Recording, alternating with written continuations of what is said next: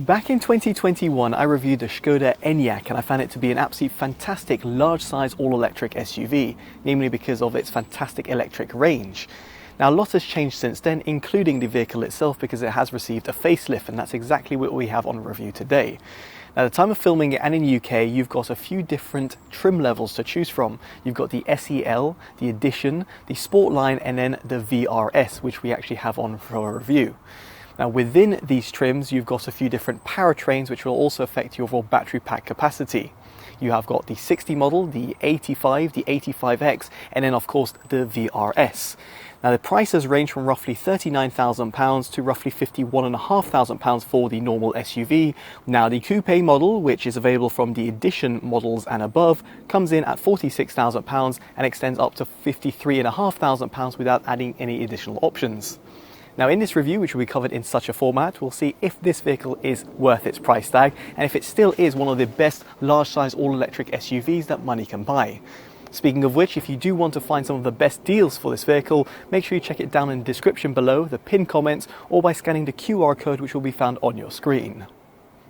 So let's kick things off and talk about its overall electric range. And first off, I would like to point out that the heat pump does not come included as standard across the entire trim range, which is actually quite disappointing. For those people who are not aware, a heat pump adds to the overall efficiency while heating up the cabin, as it takes heat that's dissipated from the vehicle's electronics, such as the battery pack, and feeds it back into the cabin in a safe way. This is something that you'd come to expect in this modern era and from its competitors. Here, indeed, if you do want it in the Enyaq, you have to splash out an additional £1,100, which is quite ridiculous. Now, in terms of the overall battery pack capacities, it very much depends as to which model you go for. First off, on the 60 models, you have got a 63 kilowatt hour battery, and this will give you a range claim of roughly 270 miles, at least according to the WLTP test cycle. Now, in the 85 and the 85X models, you've got an 83 kilowatt hour battery pack, and this will give you a range claim of 330 to 360 miles, at least again on the WLTP mixed driving cycle. Now, in the VRS model, which is on review, you've got an 84 kilowatt hour battery pack. So yes, it's got a slightly larger battery pack capacity in comparison to the 85 and the 85X. Now, in my mixed driving tests, which were done on the country roads, on the motorway, and within the city, I actually netted a very impressive 290 to 310 miles. Not only is that very good for the VRS model, but it's also one of the longest range that I've actually achieved in an all-electric SUV, competing with some of the very best out there, including going toe-to-toe with its main competitor, which in my opinion is the Tesla Model Y. Now, it is worth considering that had I had the 85 model, or indeed the 85X model, or for example the coupe variant of these vehicles, I would have been able to achieve even better range. That's actually because they're rated even better from the manufacturer, and of course they don't have as much power, all while having slightly lower battery pack capacity. I suspect here the vehicles would have achieved roughly 280 to 330 to 340 miles. Indeed, going very close to what the Tesla Model Y long-range rear-wheel drive actually offers. Now, it is worth considering over here that unlike the Tesla and a lot of its competitors, the Skoda Enyaq still does not have a one-pedal drive. Instead, here you have got a B mode, which you can initiate by shifting down on a small little gear selector that can be found towards the center console.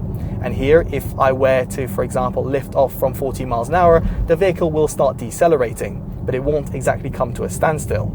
Now, you have also got the paddle shifters. So for example, right now I'm in D mode and I go on the recuperation level 3. Here, if I were to lift off at 30 miles an hour, the vehicle will start decelerating. And while again it doesn't have a full one pedal drive, it is good to see that Skoda have integrated a likes of customization. Indeed, over here, the fact that you can customize between level 1, 2 and 3 and also have the B mode, which is the harshest out of the bunch, is certainly appreciated. Now, aside from recouping energy while on the move, you can of course plug it in. And via CCS port, you can achieve between 150, 210 or 250 kilowatts of input, depending on the battery pack model chosen, therefore allowing you to go from 0 to 80% in roughly 24 to 28 minutes. Should you connect it up to a regular 7 kilowatt wall box, it will take you 9 to 12 hours to achieve the same level of charge. Of course, you can plug it in via regular 3-pin input, but it'll take you significantly longer. So aside from all of this, let's talk about the overall driving comfort, because this is a family-sized SUV after all. Now, when I reviewed the Skoda Enyaq back in 2021, I found it to be a little bit stiff. And indeed, in comparison to its sibling, the ID4, it just felt a little bit too hard. While saying that, it was actually pretty fun to drive on those windy country routes, because despite its size, it didn't actually suffer from too much body roll. Now, in the updated model, I'm not sure if Skoda have actually updated the overall suspension configuration, but I can safely say that it's far better.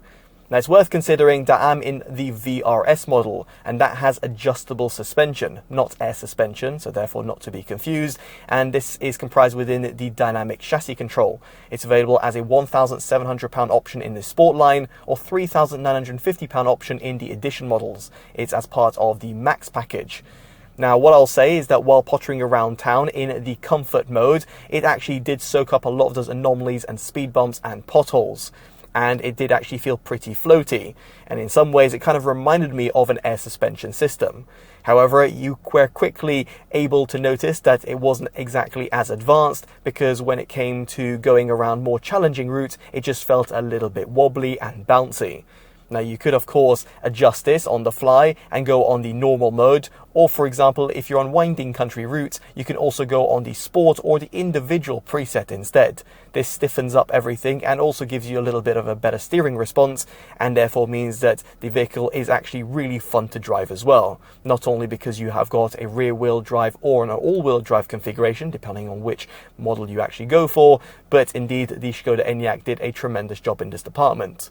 Now, of course, if you're not going for the VRS model or indeed for the options, here in the Sport line, as standard, you've got sport suspension with progressive dynamic steering, while this is not available in the Edition or indeed the SEL model. What I'll say over here is that given my experiences so far, I do think that Skoda have addressed my complaints of its overall suspension system, and therefore I'm actually pleased to report that it does actually feel pretty comfortable to drive.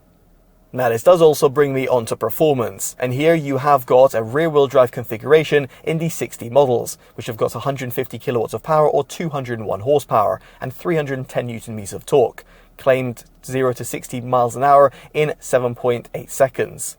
Then, in terms of the rear-wheel drive 85 model or the all-wheel drive 85X, you have got 210 kilowatts of power or 282 horsepower. 545 newton meters of torque is dispatched from the rear axle. However, if you do go for the X model, you've got an additional 134 newton meters of torque from the front axle, and therefore allowing you to go from 0 to 60 miles an hour in a claimed 6.5 seconds. Now, the VRS model, as you might expect, has got an all-wheel drive configuration instead. And here it's got 250 kilowatts of power or 335 horsepower, and yet again it has the same sort of torque split as the 85X. It's claimed to go from 0 to 60 miles an hour in 5.2 seconds. Now, using RaceLogic's Performance Box Touch, I had the VRS model tested from 0 to 20 miles an hour in 1.42 seconds, 0 to 30 miles an hour in 2.13 seconds, 0 to 60 miles an hour in 4.98 seconds, which is faster than the manufacturer's claim, and 50 to 70 miles an hour in just 2.6 seconds. I also recorded a peak acceleration of 0.65 G. Now, these figures are certainly very rapid, and it will certainly suffice for the vast majority of consumers, namely if you're looking at a larger sized SUV. With that said, I don't think it's really true to the VRS badge. See, in my opinion here, the VRS should have been even more powerful, because for those people who are aware of Skoda's pedigree in this department, well, you would have known that it's kind of the utmost performance and that sort of racing pedigree. But here with 250 kilowatts of power, it doesn't even compete with some of the other all-electric SUVs, let alone some of the other vehicles out there on the market. And therefore, I would have wished that Skoda had reversed the VRS badge to something that's even more powerful and something that would really set your world alight. Nonetheless, I'm kind of complaining for potentially a rather moot point, but just something I thought I should highlight and just share in terms of my own opinion. Now, in terms of the overall max speed of the Skoda Enyaq, it's rated between 99 and 111 miles an hour, which will certainly suffice for a lot of consumers. Although, yet again, talking about the VRS model, which is limited to the topper end of that scale, it is again disappointing for those people that just want to go flat out on, for example, the German Autobahn or some unrestricted roads. So next up we get onto its interior design, and here in terms of its overall look I've got no real complaints, especially over here you can customize it with different packs. However, with the use of materials they do feel a little bit cheap. See, here I'm sat in one of the highest spec models, in other words the VRS, and yet over here I can still find quite a lot of harsh plastic towards the lower portion of the dashboard, the door trims which you'll be interacting with quite a lot, and towards the lower portion of the center console. Indeed, it doesn't exactly ooze class, and that is actually quite poor given what else you can find out there in the market right now. Now, in terms of the overall practicality, it's good to see that Skoda have still retained physical buttons and dials on the steering wheel, unlike some of the other vehicles from the Volkswagen Group, which have gone for that haptic approach instead. So therefore, it'll be a lot more familiar to use. Then you've also got traditional stalks, which are always appreciated, and a few shortcut buttons that I found towards the center console. These are used to access certain other settings via the infotainment system, for example your climate controls. And yes, indeed, they're done all digitally via the 13-inch display that is planted towards the center of the dashboard. Now, the display itself is actually very responsive and intuitively laid out. And while you do have to use the climate via the infotainment system, once you get your head around it and the fact that you realize there's a few shortcut buttons that are permanently ingrained towards the bottom bar, then it does actually become second nature. Now, it's also good to see that you've got Android Auto and Apple CarPlay, which are supported over a wired and wireless transmission. And better still, the third-party navigation data do feed through to the 5-inch instrument cluster, which does come fitted as standard across the entire trim range. The display itself is also somewhat customizable, and it's also good to see that level of integration with the likes of Android Auto or Apple CarPlay. Now, as an extension to this, you've also got a head-up display in the Sportline and the VRS models. And not only will this project your traversing speed and the safety systems that are in operation, but it'll also integrate augmented reality. And it's an absolute work of art, something that I've complimented the Volkswagen Group in the past for. In other words, it does a great job of giving you some extra layer of information and that sort of 3D animation. Of course, you can disable it if you don't want to use it. It is worth also considering that it is part of the advanced package, which is solely available in the edition models for an initial £2,250. Now, within this package, you'll also find a pretty punchy 12-speaker Canton audio system, which actually does do a pretty good job across the sound frequency range. If, however, you don't go for this, or indeed for some of the higher spec trims, you'll find an 8-speaker setup instead, which does away with a subwoofer and a center driver among some other audio drivers within the cabin. In fact, if you want a detailed breakdown of the audio system that can be found within the Enyaq, make sure you check it out on your pop-up banner or by following the links down the description below or the pinned comments. So next up we get onto storage, and first off, it's actually quite disappointing that the manufacturer has not optimized the glove box, indeed for right-hand drive vehicles. Nonetheless, you've got a small little storage compartment here. Then towards the center console you have got a wireless charging bay, which has got 15 watts of power with a cooling functionality as well. It's also angled, therefore meaning that your phone is not going to be sliding backwards when you accelerate. Here you'll also find 2 USB Type-C ports, where they'll also deliver 45 watts of power. There's also ports at the rear of the center console as well for your rear occupants. Now, in terms of the center console, you have also got an adjustable cup holder. Then further down, you've got a nice small area which can be handy for placing, for example, a wallet, a purse, or for example, sunglasses. And then you've got a pretty large compartment underneath the center armrest. Here you'll also find a customizable area, in other words, a small little box which allows you to place certain goods, and also a nice little tray which can be handy for your key fob. Now, underneath the center console, you've also got a pretty large open area, which has got a non-slip material as well, handy, for example, for placing larger goods. As for the front door bins, they're pretty large and will accommodate a 500 milliliter bottle with ease alongside some small to medium-sized goods. It's also nice to see that it's been lined in fabric, preventing loose change or keys from rattling about.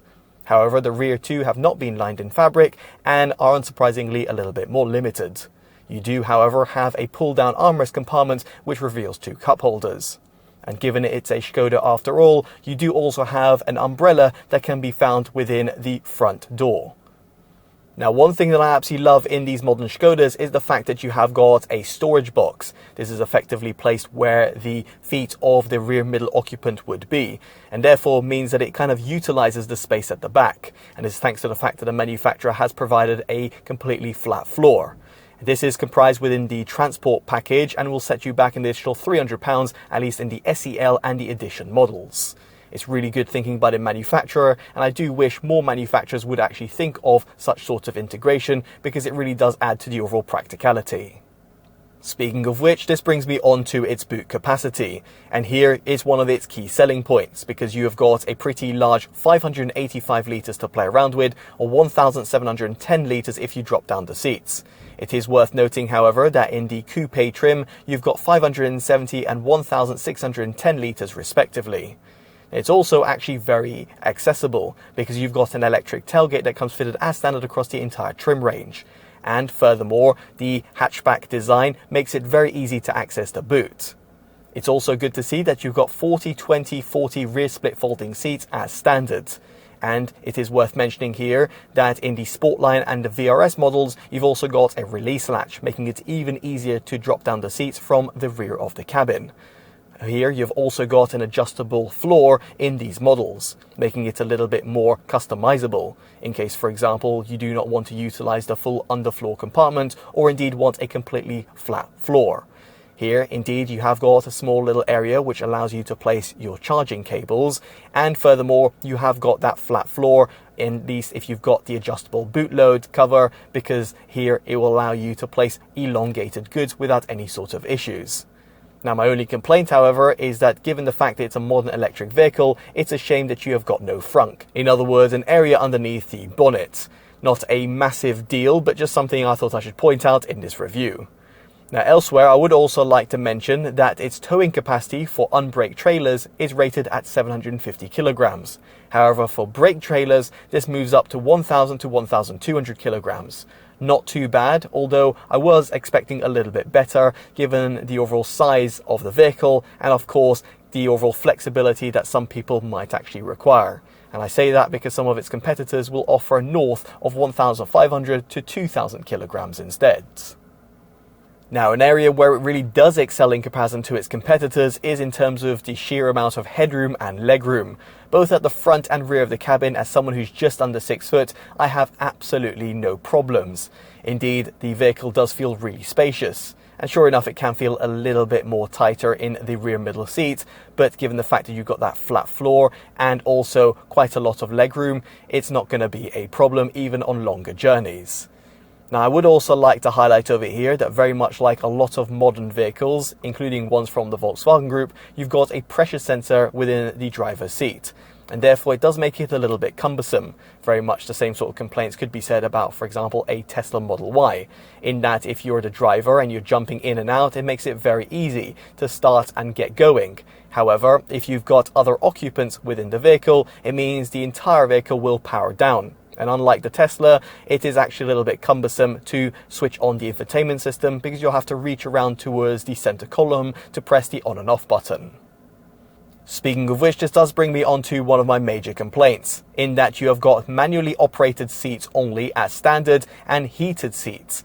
Indeed, if you want electronic controls for the driver with a memory function and a massage, and also an electric lumbar support, you'll have to go for the Edition models or above.